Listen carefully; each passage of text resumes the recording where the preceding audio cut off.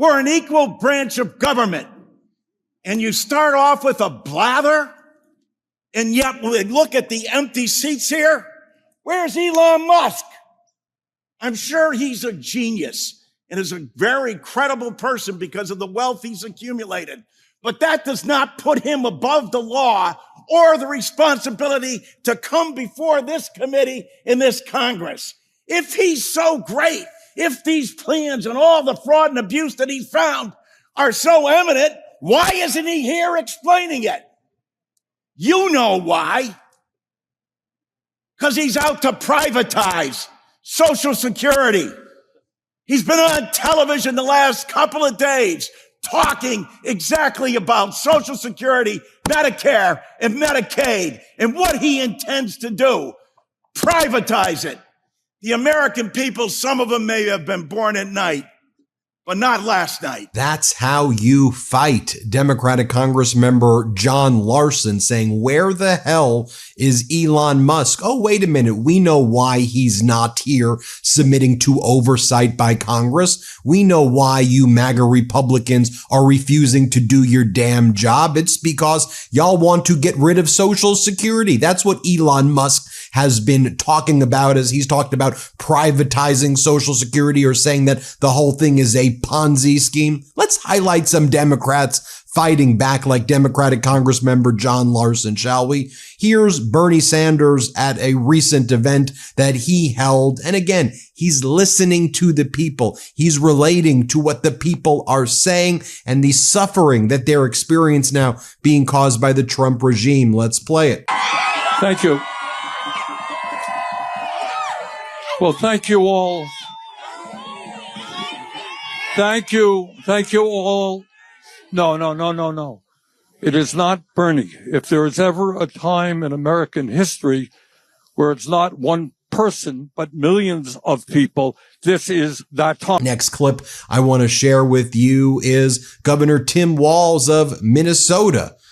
Did a great job on this interview. I'm liking this Governor Walz, and I just think he either held himself back or he was held back during the campaign. This is the guy that made me really excited when I found out that he would be picked to be the VP pick with Vice President Kamala Harris. Here's what he says. Let's play it. I hope that I think your viewers know this is, there's no plan behind this. Donald Trump doesn't know how anything works. Donald Trump is this caricature that had a reality TV show that pretended like he knew how to run businesses. The reality is he doesn't. As a governor, we have to make these things work. Local school districts have to understand what are the impacts going to be when you lay off 1,300 experts who are there to make sure that every one of our children get an equitable education. And so it's chaos. Now, take what I just showed you and contrast it to what MAGA Mike Johnson was saying yesterday. MAGA Mike Johnson was saying, look, Elon, he's so smart. He's got the biggest platform in the world. And, you know,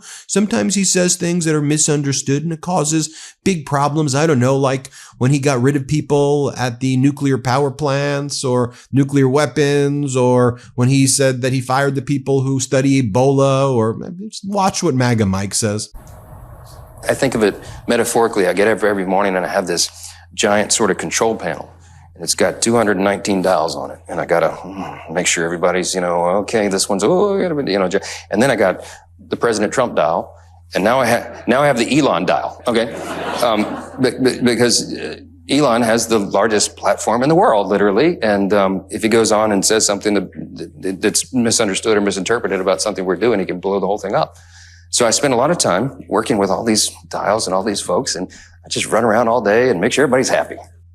So utterly pathetic. Let's go back to Governor Walz. Here's what he goes. He goes, look, Trump's the guy who's declared bankruptcy over and over again. Who declares bankruptcy more than Trump? This is a guy who doesn't pay his bills. Play this clip. Again, he negotiated the damn trade deal with them. If trade is so bad with Canada, he was the guy who signed the deal. It defies logic. But look, I think this is how he ran business. He stiffed contractors. He stiffed workers. He doesn't pay his bills. He declares bankruptcy. The one thing is, his claim that he's the business president, he is the worst possible business executive that I have ever witnessed. And I hope This is what we need. I need the business community to speak up. The Wall Street Journal, thank you. Thank you for saying this is the stupidest trade war, because I've been saying it. And so now I can go back to my constituents, Republican constituents, and say, this is the reality of what you're facing. And boy, did Montana make a massive mistake when they chose the MAGA Republican guy, Sheehy, over John Tester, who was a great senator. Here, the MAGA Republican senator Tim Sheehy from Montana says, look, this is what happens sometimes with the stock market. We were on a sugar high. We'll see a correction here. And no one really likes good stock markets, right? We don't like that. We like crashing markets. That's how the MAGAs are trying to spin this, that crashing markets are good because we were on a sugar high. And now we need to be punished by Daddy Trump and Daddy Elon. That's what these idiots are saying. Play this clip. We all love a good stock market, but the reality is that stock market imbalance didn't necessarily benefit the smaller, mid-sized companies and average shareholders across the country. It didn't necessarily benefit Main Street that much. So I think we are going to see a correction there. But the reality is the stock market's not the economy. The economy's not the stock market. It's not uncommon for uncertainty to cause disruptions in that as they digest a new environmental, a new economic landscape. This episode of the MeidasTouch podcast is brought to you by Graza. And yes, it's my new favorite olive oil. It's fresh, never blended, and comes from a single type of olive, the Picual, straight out of high-end Spain, where over half the world's olive oil is made. So what makes Graza so good? First, it's single origin, which means no mystery blends, just pure, flavorful oil you could actually trust. And the packaging? Game changer. Squeeze and spray bottles, no drippy mess, no fussy tins, just aim, squeeze, done. They've got 3 types: Frizzle, the newest one for high heat frying and grilling; Sizzle, your go-to everyday oil for sauteing or roasting; and Drizzle, a bold finishing oil you'll want to put on everything. Yes, even ice cream. Don't knock it till you try it. Personally, I love using Graza. It's perfect for when I'm roasting veggies. Super clean, super flavorful, and way easier than my old olive oil setup. I've also been making some amazing salad dressings with the drizzle oil. It's so good, so convenient. I don't think I could ever go back to anything else. So head to graza.co and use code Meidas to get 10% off of Trio, which includes Sizzle, Frizzle, and Drizzle, and get to cooking your next chef quality meal. That's graza.co and use Meidas, M-E-I-D-A-S. No wonder Donald Trump's approval is plummeting. No wonder people are pissed at these MAGAs. MAGA Republican Senator Tommy Tuberville right here. And his view of the markets crashing, people's retirements being lost is no pain, no gain. He says no, because when he was a coach in football, no pain, no gain.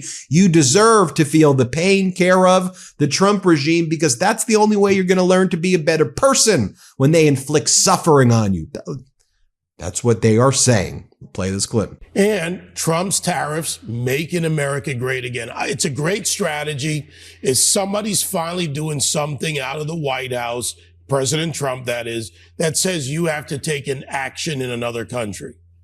Yeah. No pain, no gain. That's what we used to tell our football players. There's going to be some pain with tariffs. But tariffs got us back as the strongest economy in the world when President Trump was in the first time. He knows what he's doing. Democrats, get out of the way, shut up. You have no answers. You didn't do anything right in the last 4 years with Joe Biden.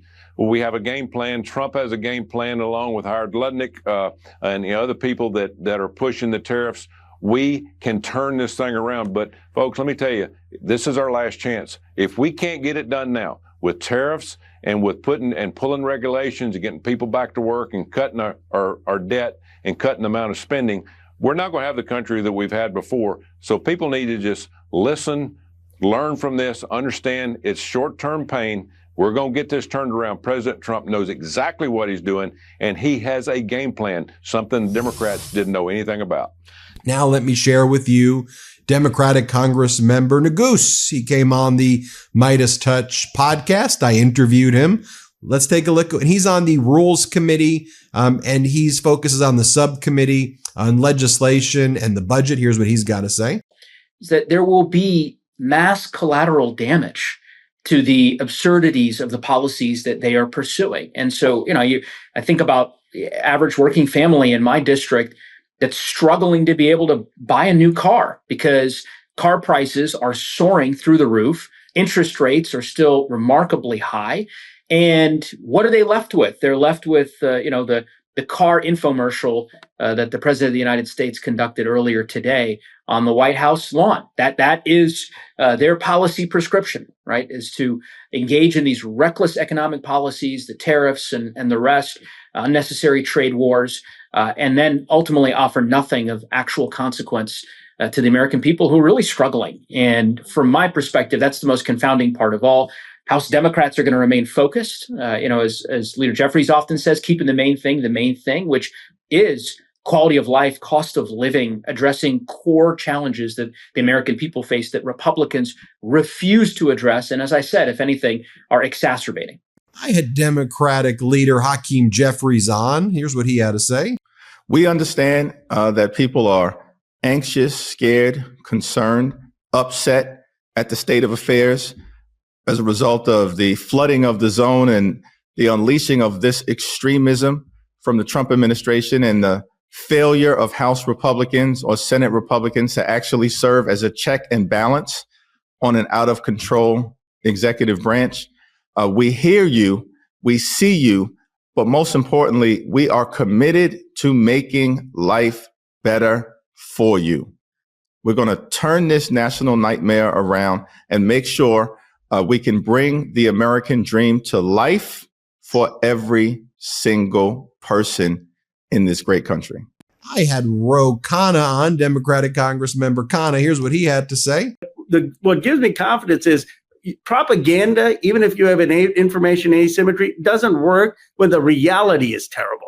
And what Biden had was, in many cases, an economy that was recovering, and we got hurt by propaganda. Now you actually have a terribly moving economy, and people are hurting. And there's no amount of things that Sean Hannity can say that's going to pay the bills. There's no amount of things that Charlie Kirk can say that's going to pay the bills. And so, you can't spin reality at a certain point, and that's what the Republicans are waking up to. And our Gen Z superstar, Adam Mockler, had Democratic Senator Mark Kelly on. And here's what Senator Kelly had to say. Well, yeah, first of all, that was kind of a surprise to me. When I was flying in combat over Iraq during the first Gulf War, getting shot at on, almost every time I went up on missions, I didn't expect that there was a 10-year-old kid sitting in South Africa, who one day was going to become the richest guy in the world and was going to call me a traitor for doing my job. I mean, who saw this coming? It was quite the surprise. I don't take him very seriously. Now he kind of acts like a 12-year-old kid, just hurling around insults. He supposedly has this big job in the Trump administration. He's just doing an incredible amount of damage to our institutions, to our workforce, but to the missions that this government needs to keep people safe, to keep our economy moving forward. He's doing significant damage. So I don't take the guy incredibly seriously, but at the same time, I do worry significantly about the damage he's doing. Gotta mention this one more video here. I had New York Attorney General Letitia James on the MeidasTouch podcast. Here's what she had to say. So the list goes on and on and on. Whenever he issues an executive order, it's the blue wall of defense, the attorneys general all across this country who respond in record time, defending the rights of individuals, defending the rule of law and standing up for our democracy and for our freedom. And we'll continue to do that, even with their threats, and even, with all of their, the fact that they throw everything against the wall and see what's going to stick. Attorneys general, we're prepared to respond in record time. And there wouldn't be a MeidasTouch video if I didn't share with you Democratic Congress member Jim McGovern on the House floor speaking the truth right here. And one of the things he points out is in that bogus BS continuing resolution that the MAGAs have tried to push through that will be a massive gain for the billionaires and screw over people on Medicaid, screw over veterans, screw over the Department of Education. He goes, they slipped in a clause letting them escape from ever having to debate or vote on Trump's tariffs. They gave full authority and they snuck it in a little tiny footnote. Here, play this clip. Republicans are really hoping, really hoping I don't bring up this last part. Guess what they tucked into this rule, hoping that nobody would notice. They did this after everyone went home. They slipped in a little clause letting them escape from ever having to debate or vote on Trump's tariffs. Isn't that clever? Trump's trade war will result in one of the largest, if not the largest, tax increase on American families ever. And this rule gives him the ability to do it without a vote in Congress. I get it. They're already hiding from their voters, running away from their own town halls, slipping out the back doors because they're afraid of being held accountable by their own actions. But guess what, Mr. Speaker? People don't send us here to hide. They send us here to fight for them, and they send us here to vote. And Democrats are not going to be complicit in voting to screw over America's veterans. We're not going to be complicit in voting to screw over our senior citizens on Social Security. We're not going to be complicit in taking money away from first responders. And we're sure as hell not going to be silent when it comes to this administration's BS and their corruption. Because what we are going to do is we're going to show up in our communities. We're going to stand up for veterans. We're going to speak up for people on Medicaid and Social Security. And we're going to put up one hell of a fight when it comes to the middle class families who are counting on us to fight for them. I urge a no vote on the disgraceful rule, a no vote on the underlying legislation, and I reserve the balance of my time. Gentlemen reserved. Wow. Powerful stuff. Let me know what you think. Good to see fight. Democrats need to be fighting like this. Now, Democrats need to go into those red districts and go into those purple districts where the MAGA Republicans are too scared to speak to their voters. And Democrats need to speak to them because they're on Medicaid. They have these programs that are being taken from them. They're veterans. They're on Social Security. Their pensions and 401ks are being destroyed by these MAGAs. So Democrats, go out and speak to them, please. Hit subscribe. Let's get to 5 million subscribers. Thanks for watching. The truth is more important than ever. Check out our new Truth Over Lies collection at store.MeidasTouch.com. All 100% USA union made.